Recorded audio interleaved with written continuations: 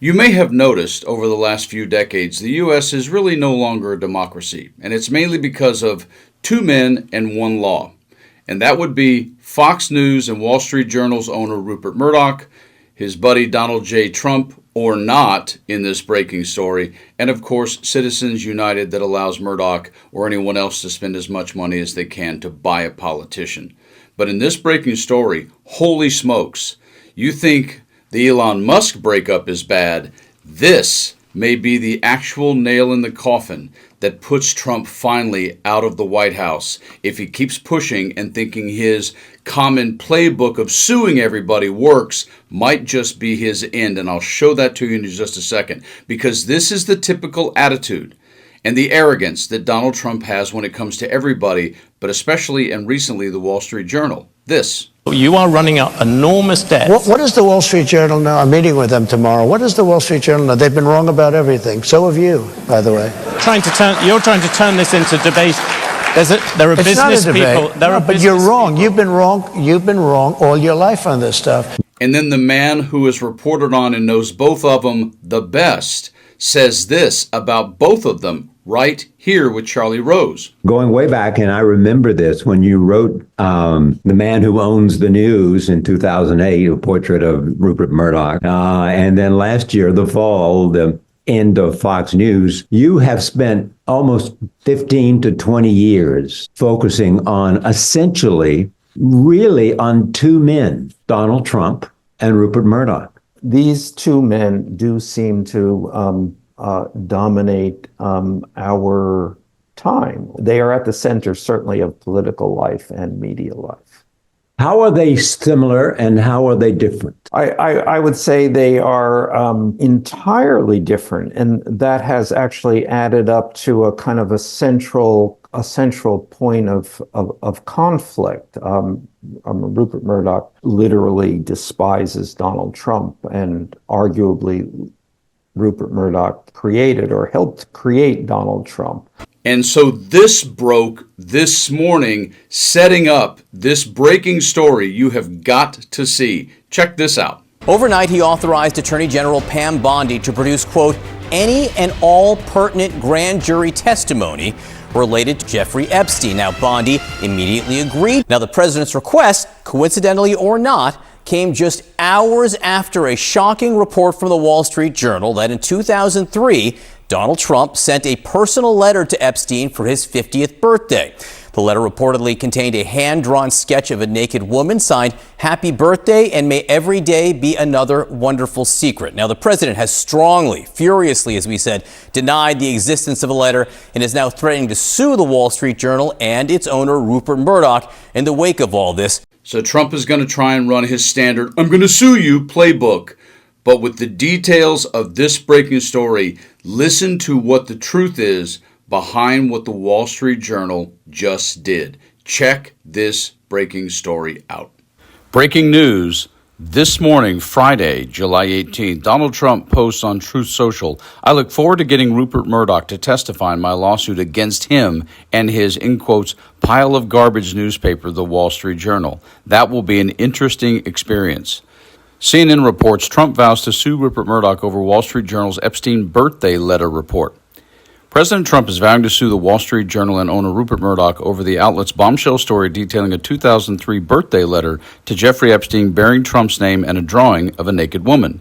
In quotes, I told Rupert Murdoch it was a scam, that he shouldn't print this fake story. But he did. And now I'm going to sue his ass off and that of his third-rate newspaper, Trump wrote on Truth Social Thursday night. He followed up on Friday morning and said, in quotes, I look forward to getting Rupert Murdoch to testify in my lawsuit against him and his pile of garbage newspaper, the Wall Street Journal. Trump has a long history of legal threats against news outlets and doesn't always follow through with actual lawsuits. In this case, he did not specify what exactly he'd sue the newspaper for, though his camp referenced defamatory lies. But the mere threat of a lawsuit opened a new chapter in the operatic relationship between Trump and Murdoch, the 93-year-old patriarch who controls the Journal, Fox News, and other conservative media brands. The relationship is often mutually beneficial, but occasionally turns ugly as both men maneuver for power. One executive who has worked closely with Murdoch told CNN that, in quotes, Rupert loves to poke the president in the eye once in a while. Spokesperson for the Journal declined to comment on Trump's threat or on the assertion that he directly spoke with Murdoch before the publication. In an earlier statement posted on Truth Social, Trump's team said he personally warned Murdoch that the letter was a fake. In quotes, Mr. Murdoch stated that he would take care of it, but obviously did not have the power to do so, the statement said. Additionally, the Journal's top editor, Emma Tucker, was told directly by Caroline Leavitt and by President Trump that the letter was a fake, but Emma Tucker didn't want to hear that. The statement confirmed rumors that had been swirling in political media circles, namely the White House was trying to prevent the Journal from publishing a story involving Trump and Epstein. The buzz about a potentially embarrassing story started not long after Trump dismissed the growing Epstein controversy as a hoax conjured up by Democrats to hurt him and berated his own followers as stupid and foolish for caring about it. According to the Journal, the publication sought comment from the president on Tuesday. His hoax comments came on Wednesday morning. According to the Journal story, Trump told the publication, in quotes, "I'm going to sue the Wall Street Journal just like I sued everyone else." Trump's expression of confidence may have stemmed from his lawsuits against ABC and CBS News, both of which ended with legal settlements that directed money toward Trump's future presidential library. But the legal threat did not deter the Journal from publishing. The story, titled Jeffrey Epstein's Friends Sent Him Bawdy Letters for a 50th Birthday Album, one was from Donald Trump, immediately rose to the top of the Journal's most read list. It was also featured on the front page of Friday's print edition. Inside the Journal newsroom, staffers expressed pride about the publication's decision to run the report despite the president's attempt to squash it. Multiple staffers called it a, quote, brave act, breaking up and making up. Depending on the day in the news cycle, Trump refers to Murdoch Media's empire as either valuable ally or a vicious enemy. Since returning to the White House in January, he has been particularly perturbed by the Journal's editorials, which are separate from the newsroom.